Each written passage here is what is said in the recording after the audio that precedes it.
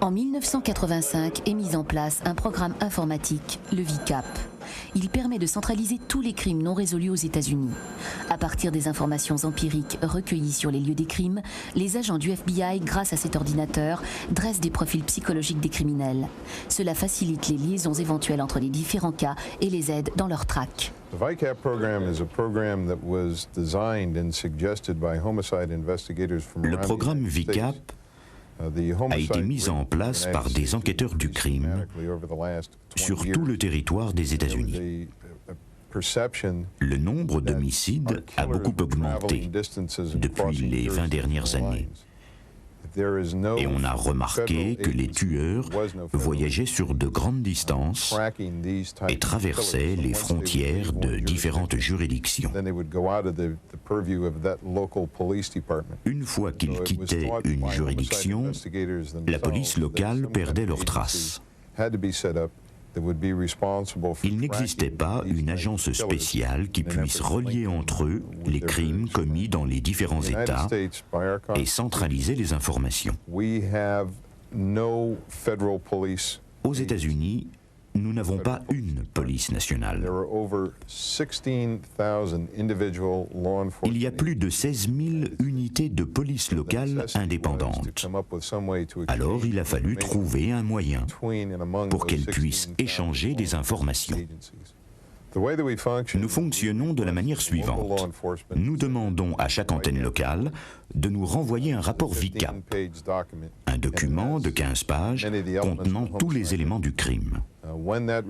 Quand ce rapport arrive, nous l'enregistrons dans notre système informatique. Ensuite, il est comparé à tous les autres dossiers en mémoire. Le système nous soumet alors les 10 cas les plus similaires. On analyse donc les points communs entre ces différents dossiers pour voir s'ils sont liés.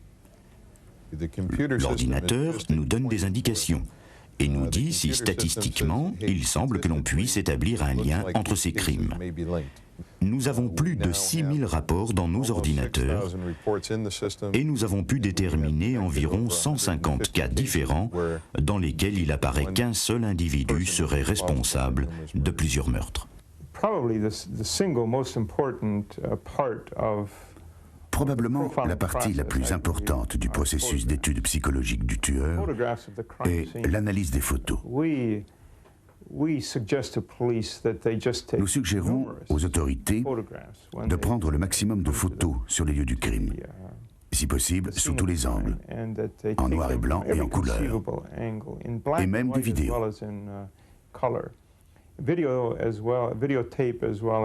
Nous insistons aussi pour qu'ils prennent des clichés pendant l'autopsie.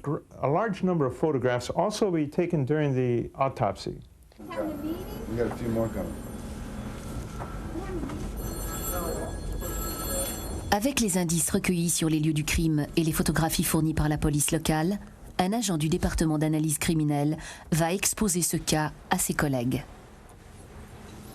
Le but de cette réunion est de dresser le profil psychologique du criminel. I think what I'll do is just pass out those for each of us.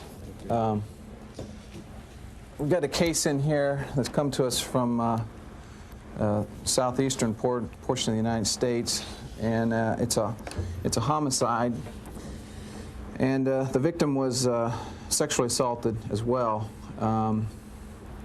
Let me pass out the autopsy reports so you can take a look at those. She was employed as a secretary, was not involved in any other relationships outside the one she was involved with her fiancé. She had been out the night that this had occurred, doing some shopping. But going back to her victimology again, she would appear to be a very low-risk victim. In this area around the house, there's been no incidents of homicides, no rapes. We have several wounds on the victim. She was stabbed, it appears, 6 times with a knife. And we also have a lot of, there was a skull fracture, multiple blows to the head. 11 of those blows were counted by the the pathologist. Did they find a weapon at the crime scene that would have caused that? Well, what's interesting is they check the house for any knives that would have been responsible for the stab wounds. All the knives are accounted for, so it appears as if the perpetrator came to the crime scene with a weapon. What's very interesting about this case, one of the more unusual twists to this case than when we could look at some of our other cases, is that a vehicle was taken from the crime scene, and the vehicle belonged to the fiancé. So if I could maybe diagram this out real quick for you. You've got the duplex here where she lives. You've got the car about 1/8 of a mile in this direction. Now what's interesting about that is that they report a Hispanic male coming out of the passenger side door with what appears to be a pizza box.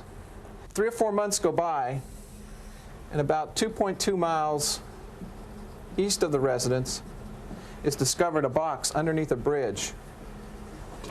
Pizza box? No, it's a big box. You got a picture of it there. Yeah, that's the bridge. And in the box is some clothing, or some linen from the bed. The offender took some of the linen off of the bed and stuffed it into a closet in the master bedroom where the victim was. Some of the rest of that linen is then found in that box, and in the box is also found the murder weapon, which one of the weapons was a knife, and the other murder weapon was an iron that was taken from the residence. Well, the interesting thing is, and the point that Tom made is good, is that the clothing is, and the bed clothing and the murder weapons are found 2.2 miles away, yet the car shows up back 1/8 of a mile. 4 months go by, and this box still sits here. So he's not concerned that it's going to be discovered because he believes it's safe where it's at. Well, if he knew the area at all, he would know that there's no water underneath this bridge, and that box is sitting there just waiting to be found. One of the real interesting features of this crime, I think, is when you consider the amount of anger that this guy had here. He stabs her 6 times. He hits her with this iron 11 times on the skull, and you saw the pictures of that. And yet, with all this, with all this anger, which probably had something to do with the interaction and the resistance that was met there, and this further heated him up, and yet he was still able to perform sexually.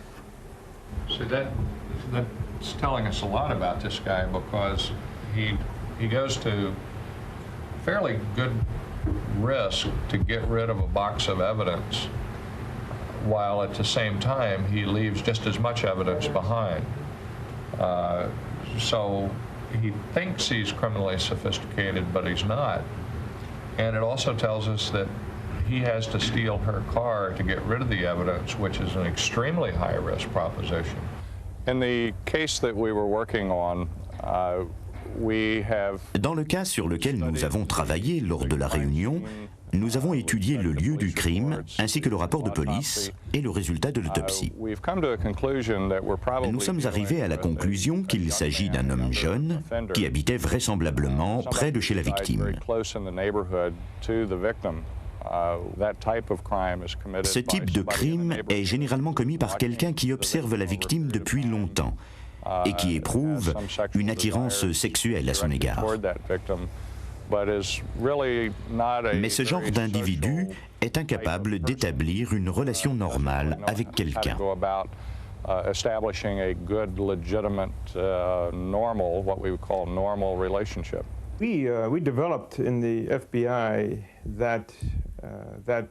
Nous avons développé au FBI une distinction entre le criminel organisé et le criminel désorganisé. Nous avons appliqué ce concept aux tueurs en série. Le criminel organisé est nettement plus intelligent, je dirais même très rusé. Il prépare minutieusement ses coups et sélectionne ses victimes avec un minimum de risque et les domine très rapidement. Gains control of her through clever ruses. Il est souvent capable de contrôler plusieurs victimes à la fois.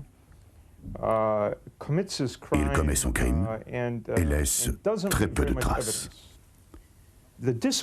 En revanche, le criminel désorganisé est moins expérimenté, ou peut-être moins intelligent.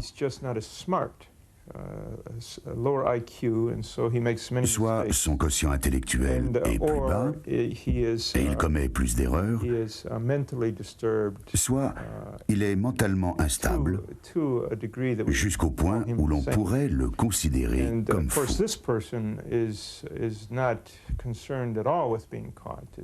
Ce type d'individu n'est pas soucieux d'être capturé.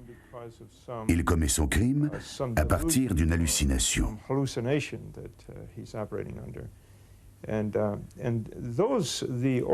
Le criminel désorganisé n'est pas très difficile à trouver et à arrêter.